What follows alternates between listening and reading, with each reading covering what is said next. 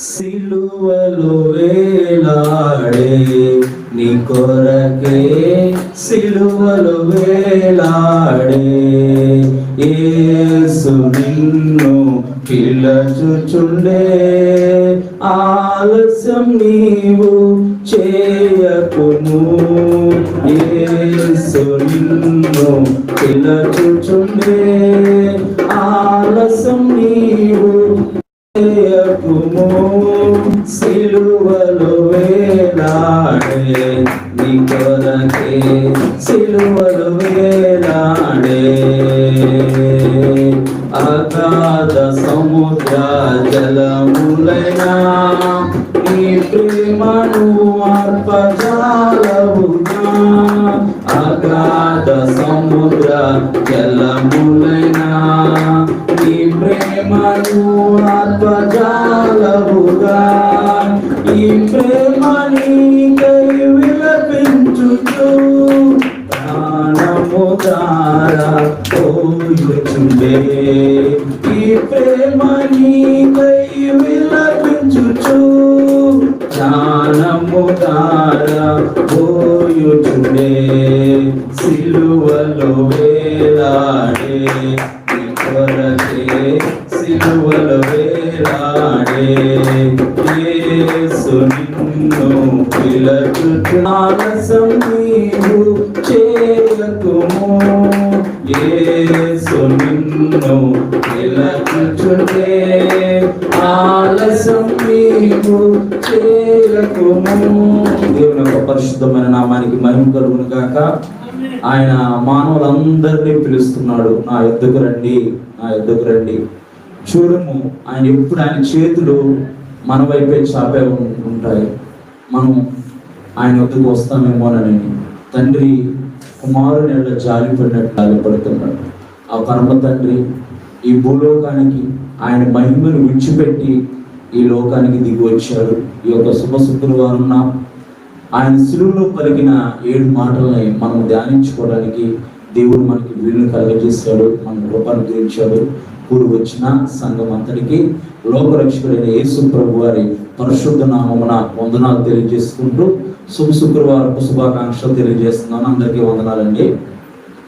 మరి దేవుని యొక్క మహాకృప అందరికి తెలిసిన మాటలే, కానీ దేవుడు ఈ ఉదయకాల సమయంలో ఆయన వాక్యపు వెలుగులో మనమందరం నడవడానికి, ఆయన వాక్యపు వెలుగులో మన జీవితాన్ని మనం సరి ఆయన శిలువలో పలికిన 7 మాటల ద్వారా ఈ ఉదయకాల సమయంలో ఆయన మనతో ఏమైతే మాట్లాడి ఉన్నాడో దాన్ని బట్టి మన జీవితాన్ని కట్టుకుంటే మన జీవితాలు ఎంతో ఆశీర్వాదకరంగా ఉంటాయి. మొదటి మాట మీ అందరికీ పాంప్లెట్ ఇచ్చారు. ఇవి మా తోటి దైవ సేవకుడు వారు వీరభద్రపురమును ఉండాలి, దైవ సేవకుడు ఇచ్చారనమాట. మీ సంఘంలో ఇవ్వండి, తప్పకుండా ఇవ్వండి మీ సంఘంలో అని చెప్పారు. నేను చాలా భద్రంగా దాచి మన సంఘంలో కంపల్సరీ ఇవ్వాలని చెప్పేసి నేను ఉంచాను. అప్పటికి నేను బ్యాగ్ తీసినప్పుడల్లా చూసిన వాళ్ళు ఒకటి లాగేశారు, ఒకటి తీసేసుకునే వాళ్ళు ఇదే పాంప్లెట్ అనేది ఎక్కడికైనా వెళ్ళినప్పుడు. కానీ భద్రంగా దాచి ఉంచాను, వాళ్ళు కొన్ని ఇచ్చారు. మరి మనం అందరం చదువుకుందాం. మీకు ఎందుకు ఇవ్వబడింది అని అంటే అందరూ తెలుసుకోవాలి. ఒకప్పుడు తెలిసేది కాదు, ఒకప్పుడు ఇలా ఎంత ఏమి జరిగింది ఇలాగా ఏంటని తెలిసి, ఇప్పుడు అంతా సోషల్ మీడియా ఇలాగన్నీ రావడం వల్ల అంతా వివరణాత్మకంగా తెలుసుకోవడానికి మనకు కృప చూపించాడు కనుక అందరం చూద్దాం, దగ్గర పెట్టుకోండి. ఎందుకంటే అందరికి నోటెడ్ అయి ఉండాలి. మొదటి మాకు మనం చదువుకుందాం. లూకాసు సువార్త 23వ అధ్యాయము వచనం. లూకాసు సువార్త 23వ అధ్యాయము 34వ వచనం. తండ్రి వీరేమి చేయుచున్నారో వీరెరుగురు గనక వీరిని క్షమించమని చెప్పాను. మొదటి మాట చెప్పాలి, అందరూ చదవాలి. తండ్రి వీరేమి చేయుచున్నారో వీరెరుగురు గనక వీరిని క్షమించమని చెప్పాను. యేసు ప్రభు వారు ఈ భూలోకానికి వచ్చి 33.5 సంవత్సరాలు ఆయన నివసిస్తూ అనేక అద్భుత కార్యాలు, అనేక ఆశ్చర్యకార్యాలు. నా వైపు చూడాలి, అందరు నా వైపు చూడాలి.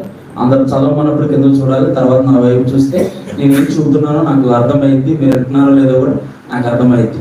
ఎందుకంటే ఇప్పుడు మాస్టారు లెసన్ చెప్పేటప్పుడు మాస్టర్ వైపు చూడాలి. మాస్టర్ వైపు చూడకపోతే మాస్టర్కి తెలియదు వాళ్ళు వింటున్నారో లేదు అని చెప్పేసి తెలియదు, అర్థమవుతుంది అసలు వింటున్నారా వింటలేదా అని చెప్పేసి అర్థమవుతుంది అనమాట. అట్లాగే ఏంటంటే మా వైపు చూస్తే ఏంటంటే మీరు వింటున్నారా వింటలేదా అనేది మాకు అర్థమైంది. అలాగే చూడటం చాలా మంచిది. అది సరే, వాక్యంలోకి వెళ్దాం. మొదటి మాట, తండ్రి వీరేమి చేయుచున్నారో వీరు ఎరుగురు గనక వీరిని క్షమించమని చెప్పాను. యేసు ప్రభువారు ఈ భూలోకంలో 33.5 సంవత్సరాలు నివసించి అనేక అద్భుత కార్యాలు, అనేక ఆశ్చర్యకార్యాలు, వారి ఎదుట చేయబడ్డ గొప్ప గొప్ప కార్యాలు, పుట్టినది మొదలుకొని గుడ్డివారు, కుంటివారు, పీడిత ఆత్మల చేత, దురాత్మల చేత, భయంకరమైన బంధకాలను, వ్యసనాలను, సమాధుల్లో ఉండి గాయపరుచుకునే వ్యక్తులు కూడా దేవుడు ముట్టి స్వస్థపరచడం ఎవరు చూశారు? ఇక్కడ జనులు చూశారు, ఆ ప్రాంతం వాళ్ళు చూశారు. అక్కడ ఉన్న ఆ ప్రాంతంలో ఉన్న అందరికీ తెలుసు, ఈయన లోకరక్షకుడిగా వచ్చిన వాడు యేసు ప్రభువారు అని అందరూ అంటున్నారు, విశ్వసిస్తున్నారు. ఈయన బోధకుడు అని అందరికీ తెలుసు. తెలిసినా సరే యేసు ప్రభువారిని సిలువ వేసి సిలువ మీద వేలాడదీస్తున్నప్పుడు యేసు ప్రభువారు అక్కడున్న సైనిక భటుల్ని, ఈయనకి వ్యతిరేకంగా మాట్లాడే వారిని చూసి అంటున్నాడు, తండ్రి వీరు ఏమి చేయుచున్నారో వీరు ఎరుగురు గనక వీరిని క్షమించుము. మనం అనగలుగుతాం ఆ మాట? మనం చెప్పగలుగుతాం ఆ మాట? అన్యాయం అన్యాయమే, న్యాయం చెప్పండి, న్యాయం మాట్లాడండి. నా పట్ల అన్యాయం జరిగిందండి, మీరు న్యాయం మాట్లాడండి. ఇప్పుడు కోర్టులు ఉన్నాయి, కోర్టుల దగ్గరికి ఎందుకు వెళ్తారు? న్యాయం కావాలి, నా జీవితంలో న్యాయం అనేది జరగాలి, నాకు అన్యాయం జరిగింది, నా జీవితంలో న్యాయం అనేది జరగాలని వారు కోర్టులో వద్దకి, పొలిటీషియన్ వద్దకి వెళ్తూ ఉంటారు. ఇక్కడ యేసు ప్రభువారిని అన్యాయంగా సిలువేసి, అన్యాయంగా బాధించి, అన్యాయంగా కొట్టి, అన్యాయంగా సిలువుకి ఎక్కిస్తే ఆయన సిలువు పైన ఆ వేదనని, ఆ బాధన, ఆ కష్టాన్ని అనుభవిస్తూ ఆయన అంటున్నాడు, తండ్రి వీరు ఏమి చేయించున్నారో వీరు ఎరుగరు. మన క్రైస్తవులుగా ఉంటున్న మన జీవితమే క్షమాపణ అన్నది అతి ప్రాముఖ్యమైనది. క్షమాపణ అన్నది అతి ప్రాముఖ్యమైనది. క్షమాపణకు మించింది లేదు. క్షమాపణ అతి ప్రాముఖ్యమైనది. క్షమాపణ మనము ఎదుటి వ్యక్తిని క్షమించలేని గుణం లేకపోతే మనం చాలా కోల్పోతాం. ఎదుటి వ్యక్తిని క్షమించలేని గుణం లేకపోతే మన జీవితాల్లో మనం చాలా కోల్పోతాం. మొదటగా నెమ్మది ఉండదు, మనకి మనశ్శాంతి ఉండదు, నెమ్మది ఉండదు. ఇక్కడ యేసు ప్రభువారు అంటారు, తండ్రి మీరు ఏమి చేయించున్నారో వీరు ఎరుగురు గనక వీరిని క్షమించుము. క్షమాపణ అంటే ఏంటి? అసలు క్షమించడం అంటే ఏంటి?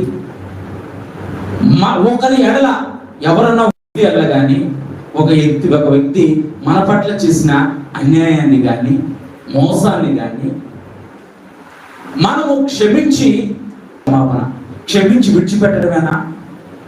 క్షమించి విడిచిపెట్టడమేనా క్షమాపణ? కాదు.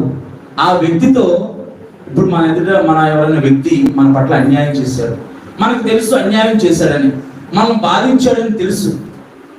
అతను వచ్చి మనం క్షమాపణ అడిగానుకో, ఆ క్షమించండి నన్ను, తప్పైపోయిందని అడిగాడు అనుకో, మనం సరైనది క్షమించేసామని ఆయన మనం ఊరుకోవడం, అది క్షమాపణ కాదు. అది క్షమాపణ కాదు. దాన్ని వదిలివేయటము. గ్రీకు, ఇంగ్లీష్లో ఏమంటారు అంటే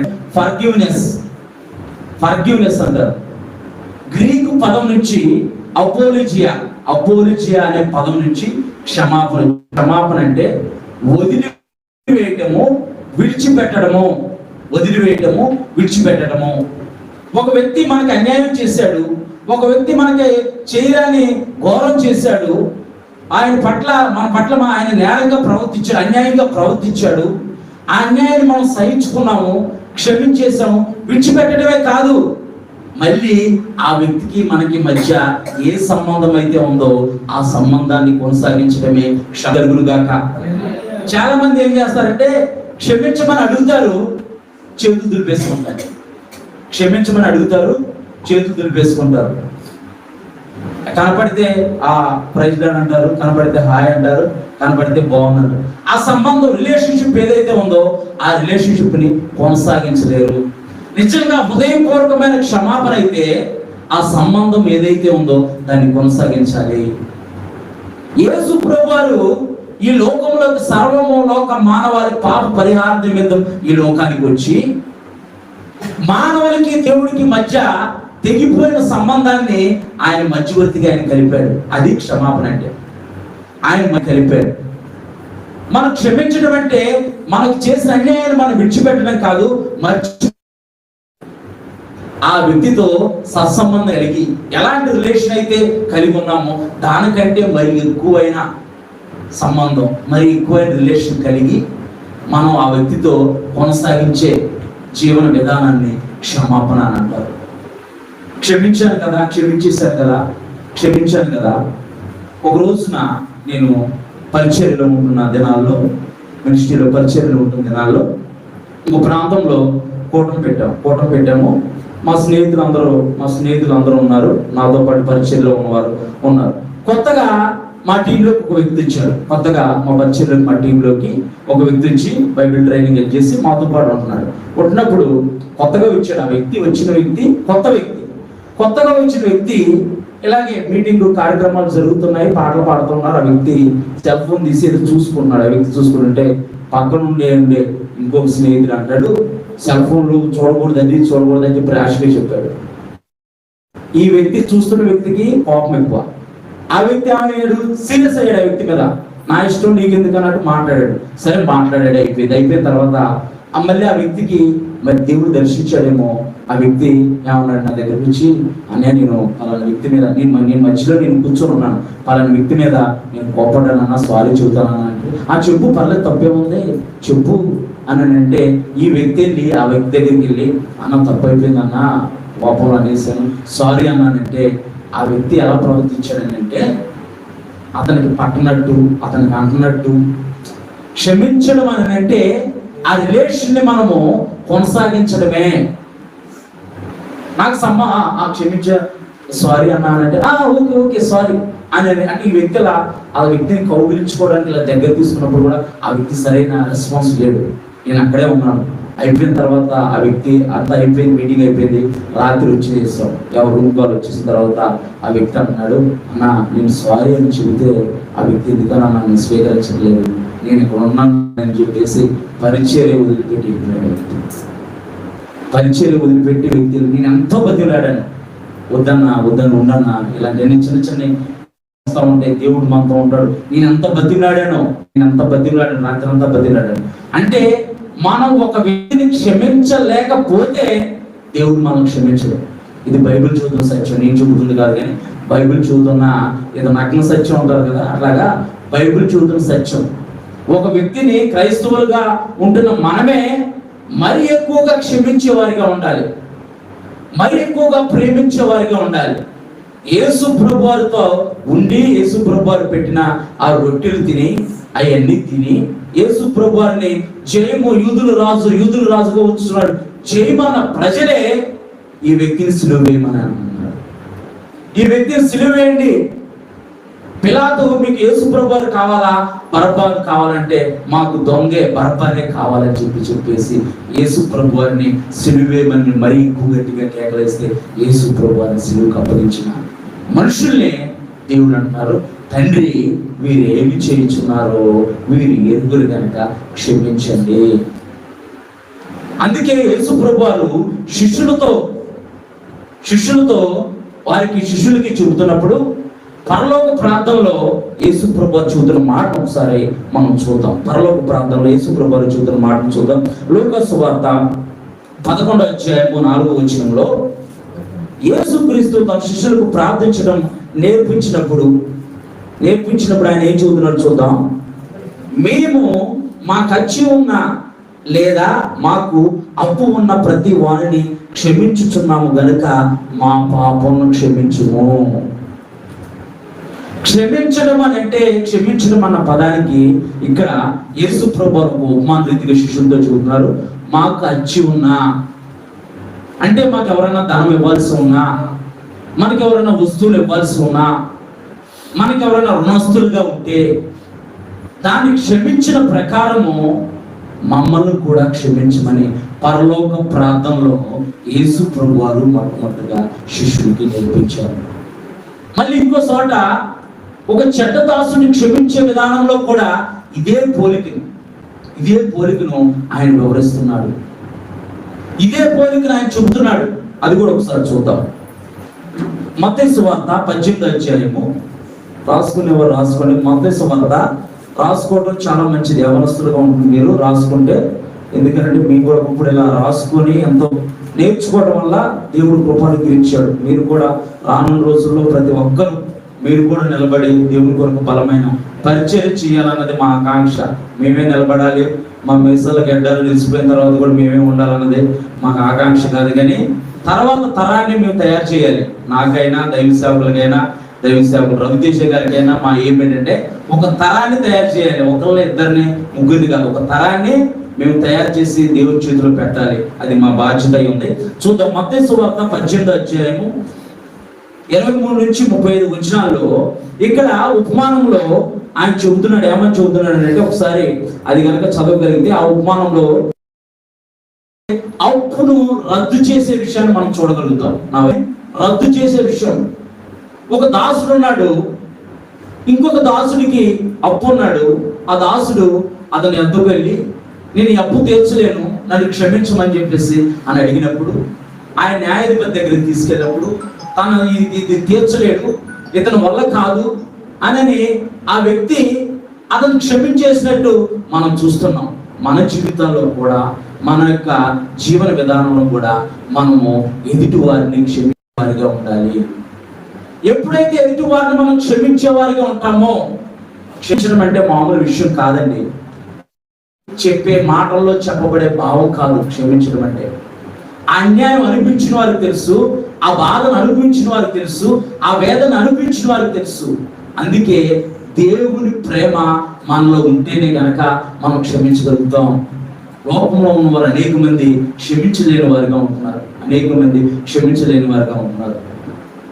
మన ప్రధానమంత్రి, ఒకప్పుడు ప్రధానమంత్రి రాజీవ్ గాంధీ గారిని బెల్ట్ బాంబు ద్వారా చంపేస్తారు. బెల్ట్ బాంబు ద్వారా చంపేస్తే, ఇందిరాగాంధీ బెల్ట్ బాంబు ద్వారా చంపేస్తే, వారి సతీమణి సోనియా గాంధీ గారు వారి క్షమాభిక్ష, వారు ఉరిశిక్ష విధిస్తే కొట్టు వారికి క్షమాభిక్ష పెట్టారు.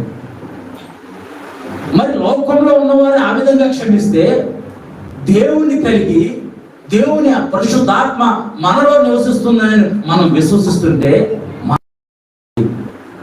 మనం ఎలాంటి మనసు కలిగి ఉండాలి?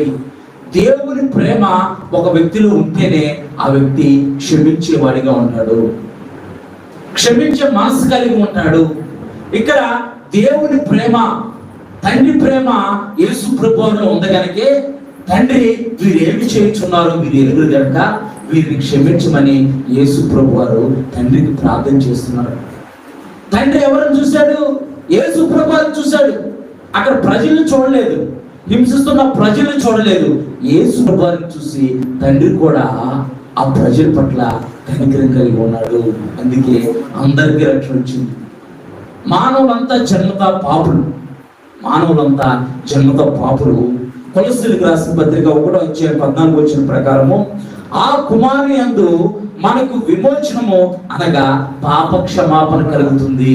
ఆ కుమారుడే నీ కొరకు నా కొరకు ప్రాణం పెట్టిన లోక రక్షకుడైన యేసు ప్రభువారు. దేవుని యొక్క పరిశుద్ధమైన నామానికి మహిమ కలుగును గాక. క్షమాపణ కలిగి ఉండాలని అంటే మనలో దేవుని ప్రేమ కలిగి ఉండాలని అందుకే 1 కొరింథీయులకు రాసిన పత్రిక 13:4 ప్రేమ అపకారమును మనసులో ఉంచుకోదంట. ప్రేమ అపకారమును మనసులో ఉంచుకోదు. ఎదుటి వారు ఎవరైనా మన పట్ల అపకారంగా ప్రవర్తించినా, నేను కూడా నా జీవితంలో కూడా అనేక సందర్భాలు పరిచయంలో ఉంటున్నా, ఉద్యోగం చేసేటప్పుడు కూడా అనేక సందర్భాలు, చాలా సందర్భాలు ఎదురయ్యాయి.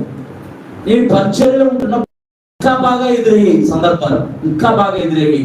నేను క్షమించడమే కాదు, ఆ సంబంధాన్ని నేను మరి ఎక్కువగా కొనసాగించడానికి నేను చాలాసార్లు ప్రయత్నం చేశాను.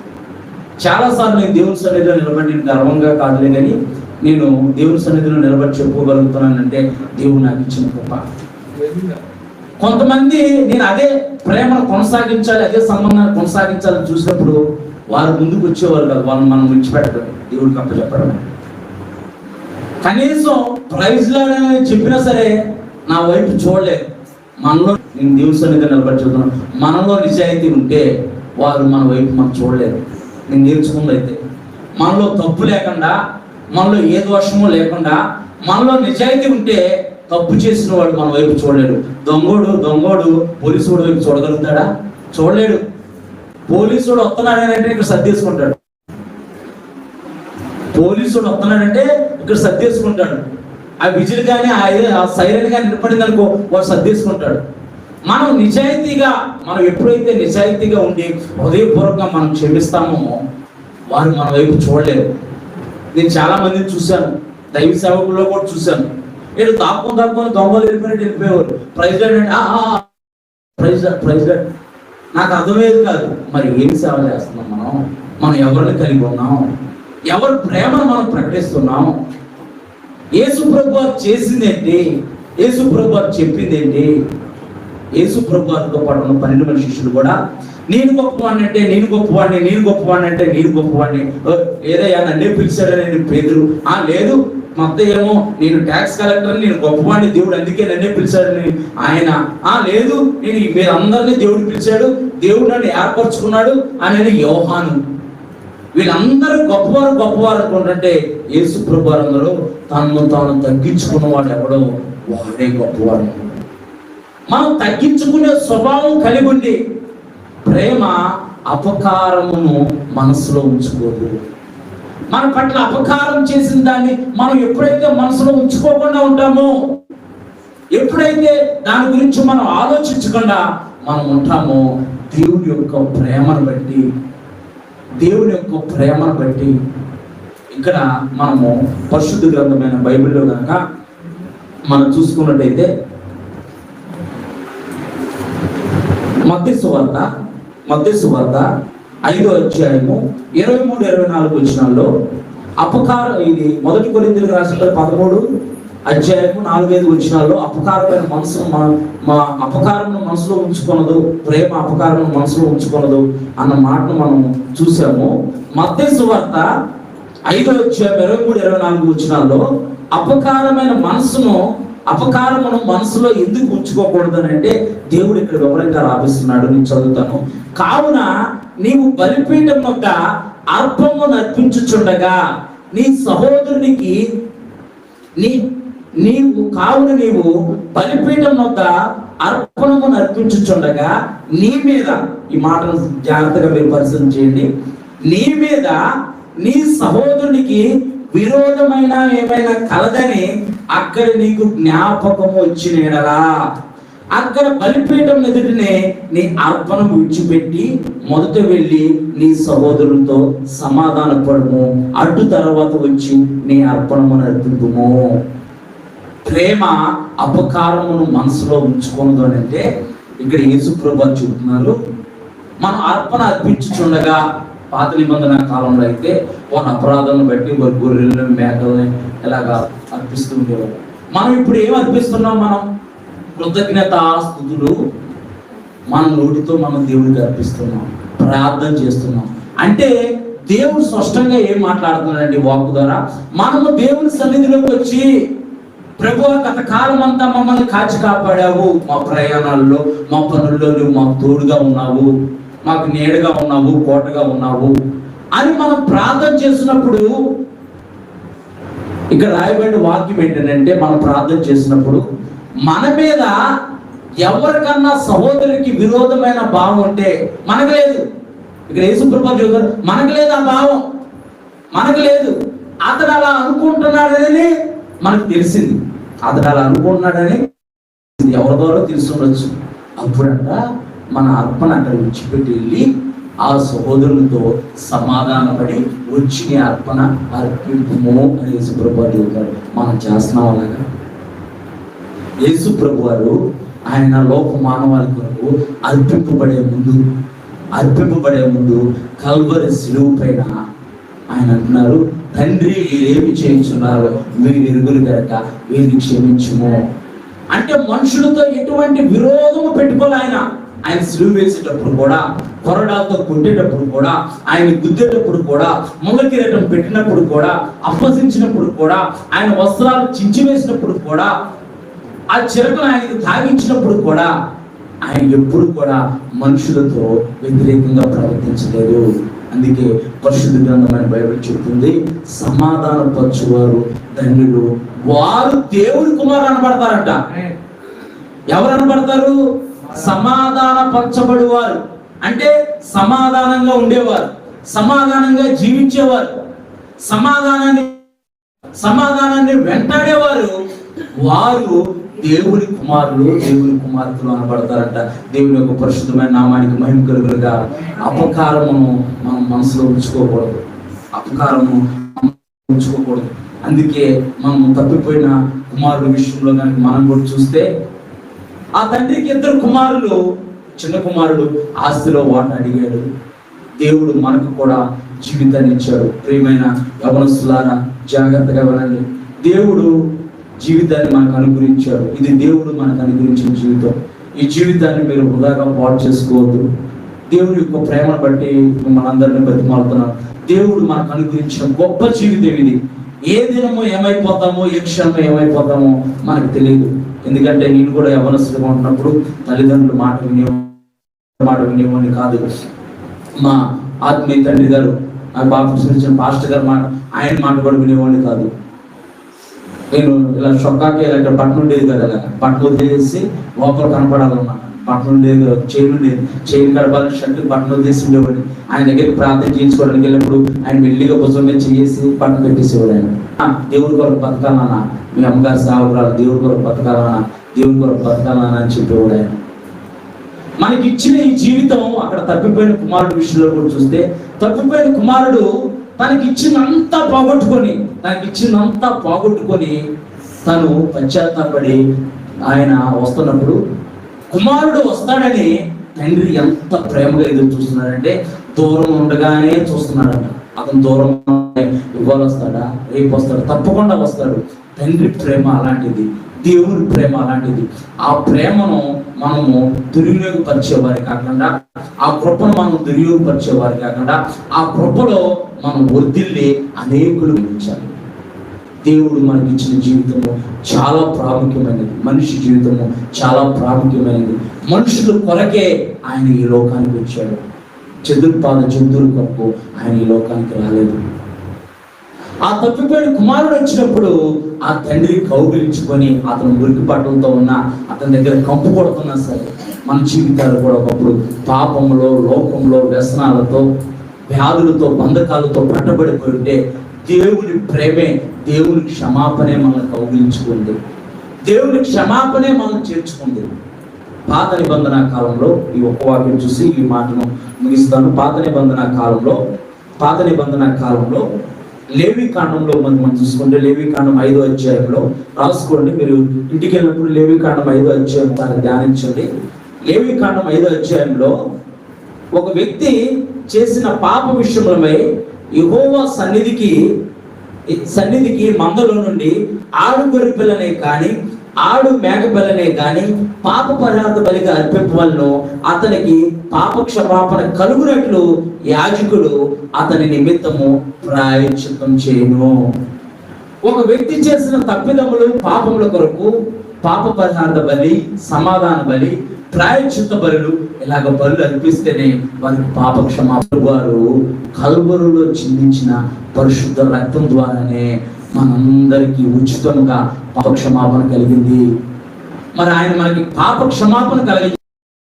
ఎదురు సహోదరుని, ఇరుగు పొరుగు వారిని, మన తోటి వారిని క్షమించే వారిగా ఉండాలి.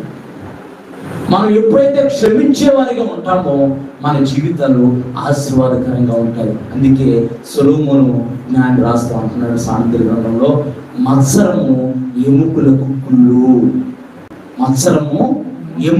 కుళ్ళు. క్షమించలేని గుణం లేకుండా మన లోపల మత్సరము, క్రోధము పెట్టుకొని మన మనసులో దారి ఉంచుకుంటే అది ఎవరికి తినివేసింది అంటే మన జీవితాన్నే, మన ఆరోగ్యాన్నే పాడు చేసిద్దానండి దేవుని యొక్క వాక్యం చూపుతుంది. కనుక ఆయన మనకు ఉచితంగా పాపక్షమాపణ కలుగజేశాడు. మనకు ఉచితంగా ఆయన పాపక్షమాపణ కలుగజేశాడు కనుక మనందరము ఎదుటి వ్యక్తిని, ఎదుటి వారిని, తోటి వారిని, మన ఎదుల అపరాధములు చేసిన వారిని మనం క్షమించే వారిగా ఉంటే మన జీవితాలు ఆస్వాదకరంగా ఉంటాయి, మన జీవితాలు దీవెనకరంగా ఉంటాయి. రెండో మాటను చూద్దాం, త్వరగా ముగిస్తాను. రెండో మాటను చూద్దాం. రెండో మాట చూద్దాం. రెండో మాట లూకా సువార్త 23వ అధ్యాయం 43వ వచనం. 23వ అధ్యాయం 43వ వచనం. ఒక 5 నిమిషాల్లో ఈ మాట కూడా ఇచ్చేస్తాను. ఎందుకంటే క్షమాపణ అంటే అది చాలా ఒక రోజు కాదు, 2 రోజులే అని చెప్పుకోవచ్చు. క్షమాపణ అనేది అంత ప్రాముఖ్యమైనది మన జీవితాలు, అంత అవసరమైన. దేవుడు కూడా పంపించి నన్ను ఆ విధంగా నడిపించాడు. అది దేవునికి మహిమ కలుగును గాక. రెండో మాట చదువుదాం. అందరం చూడండి. రెండో మాట చదువుదాం. నేడు నీవు నాతో కూడా పరదేశంలో ఉందని నిశ్చయంగా నీతో చెప్పుచున్నాను. కుడివైపున దొంగ, యేసు ప్రభు వారికి కుడివైపున దొంగ, ఎడమవైపున దొంగ మనందరికీ తెలుసు. మనం చాలాసార్లు ధ్యానించాము. అందుకు క్లుప్తంగా కొన్ని నిమిషాలు క్లుప్తంగా, ఎందుకంటే నా వెనకాల కూడా దైవ సేవకులు కూడా ఉన్నారు కనుక, చెప్పేవారు కూడా ఉన్నారు కనుక వారిని కూడా మనం ప్రోత్సహించడం మన ధర్మం, మన బాధ్యత. కుడివైపున దొంగ అంటున్నాడు తన పాపాలు తను క్షమించే, తన తప్పు తను తెలుసుకొని. యేసు ప్రభు వారు ఆ ప్రాంతంలో ఆయన బోధ చేసినప్పుడు నేను అనుకుంటున్నాను ఆ దొంగలు కూడా అక్కడ ఉండే ఉంటారు, ఆ దొంగలు కూడా ఆ గుంపులోనే ఉండే ఉంటారు, ఆ మాటలు వినే ఉంటారు. ఎందుకంటే ఎక్కడైతే గుమ్ముగూడి జనాలు ఎక్కువ ఉంటారో దొంగలు కూడా అక్కడే ఉంటారు. అందుకే పోలీస్ స్టేషన్లో దొంగలు ఉన్నారు, జాగ్రత్త, మీ సామాన్లకు మీరే బాధ్యతలు, మాకు బాధ్యత లేదు అని మనం బోర్డులు చూస్తూ ఉంటాం. నేను అనుకుంటున్నాను ఈ దొంగలు కూడా ఆ గుంపులో, ఆ 3000 మంది 5000 మంది అక్కడ భోజనాలు పెట్టారు, ఆ గుంపులో ఉండరు. ఎందుకంటే జనాలు కూడా వస్తున్నారు కదా, జనాలు ఎక్కడైతే గుంపుగా ఉంటారో దొంగలు కూడా అక్కడే ఉంటారు. ఆ గుంపులో ఉండి ఉండొచ్చేమో. ఒకవేళ దేవుని మాటలో ఈ కుడివైపున దొంగ విని ఉండొచ్చేమో. ఆ దొంగనే తీసుకొచ్చి ఒకవేళ యేసు ప్రభు కుడివైపున సిలువ ఒక అతను వేశారు, ఒక అతను తన స్నేహితుడిని ఇంకొకరిని ఎడమవైపున వేశారు. కుడివైపున దొంగేమో పశ్చాత్తాపడిపోయాడు. ఆయన పశ్చాత్తాపడి, ప్రభువా నీవు నీ రాజ్యంతో వచ్చినప్పుడు, మరి రాజ్యం అని ఆయనకి ఎలా తెలుసు? రాజ్యం అని ఆయనకి ఎలా తెలుసు? ఇప్పుడు ఆ గుంపులో ఉండన్నా ఉండాలి, ఎవరి ద్వారానా తెలుసుకున్నా ఉండాలి, అంతే కదా. రెండే మాటలు, ఒక గుంపులో ఉండన్నా ఉండాలి, ఆ ప్రాంతంలో ఉంటాడు కనుక ఎవరి ద్వారా అయినా సరే నేను లోకరక్షకుడి రాజ్యం ఒకటి ఉంది అని తెలుసుకున్నానన్నా ఉండాలి. ఇక్కడ ఏదో విధంగా తెలుసుకున్నాడు అనుకుందాం, తెలుసుకున్నాడు, పశ్చాత్తాపడుతున్నాడు ఆ సిలువలో. ప్రభువా నీవు నీ రాజ్యంతో వచ్చేటప్పుడు నన్ను జ్ఞాపకం చేసుకున్నట్టే యేసు ప్రభు అంటున్నారు, నీవు నాతో కూడా పరదేశంలో ఉండువని నిశ్చయంగా నీతో చెప్పుచున్నాను.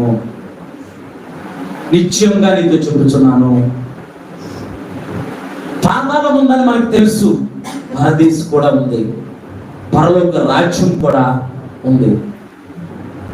మన పాత నిబంధన గ్రంథంలో మనం చూసుకుంటే కనుక ఆదికాండం నుంచి మలాకి వరకు పాతాళము అని రాయబడింది, మృతుల లోకము అని రాయబడింది. మరణం చూడకుండా బతుకు నరుడెవడు, పాతాళ వశం కాకుండా తప్పించుకునేవాడు ఎవడని రాయబడింది.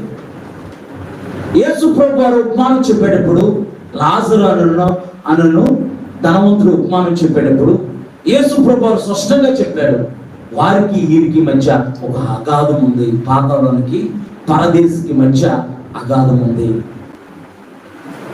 పాతాళంలో వేదం ఉంది, మృతుల లోకంలో బాధ ఉంది, పొళ్ళు కొరుక్కోవటం ఉంది, వేదం ఉంది, కష్టం ఉంది. పరదేశంలో నెమ్మది ఉంది, సంతోషం ఉంది, శాంతి ఉంది.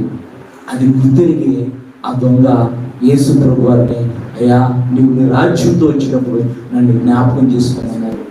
యేసు ప్రభు వారు ఆయన సిలువ మరణం మీద మరణించిన తర్వాత పరిశుద్ధుడైన పౌలు చెబుతున్నాడు, భూమి అంటే కింద భాగములకు వెళ్ళి ఆ పరదేశం తీసుకొచ్చి అక్కడ పెట్టాడంటే మధ్య ఆకాశంలో పెట్టాడంట. దేవుని నామానికి మహిమ కలుగును గాక. ఆ మధ్య ఆకాశంలో పెట్టాడు. ఆ మధ్య ఆకాశం నుంచి మళ్ళీ మరలా దేవుడు మన కొరకు రాబోతున్నాడు, ఆయన రాజ్యాన్ని మనకు ఏర్పరచబోతున్నాడు.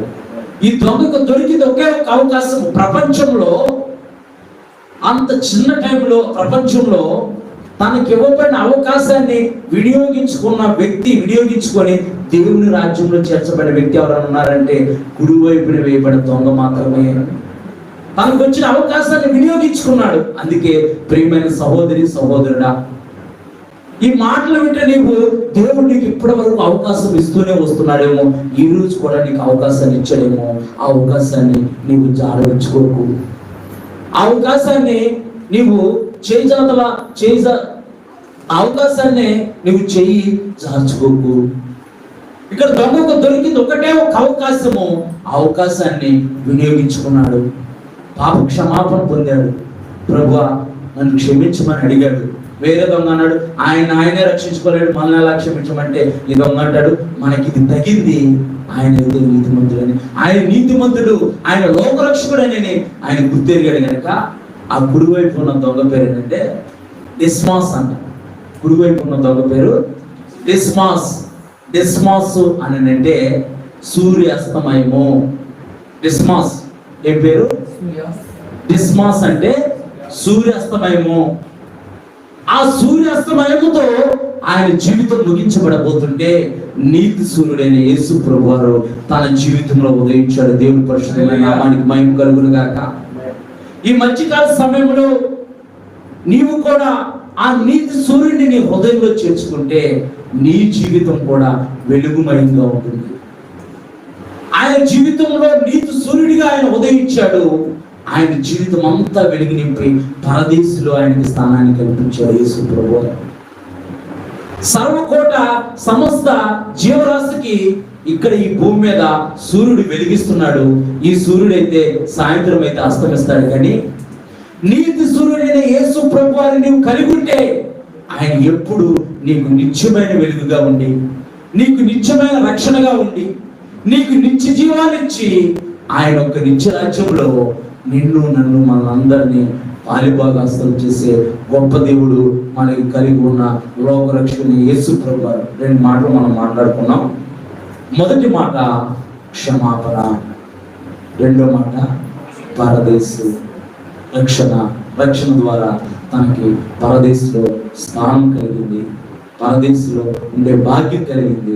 దేవుడు మనకు అనుగ్రహించిన రక్షణ ద్వారా కూడా మన రక్షణ అంత మట్టుకు కాపాడుకొని కడమట్టుకు మనం కాపాడుకొని ఆయన పరిశుద్ధమైన దాని మీద మనం కట్టబడితే కనుక ఆయన వచ్చుచున్నవాడు త్వరగా వచ్చుచున్నాడు కనుక ఆయన నిత్య రాజ్యంలో దేవుడు మనందరూ ఉండులాగా మనందరినీ ఆయన దేవుడు తన కృపతో నింపి ఆస్వాదించునుగాక.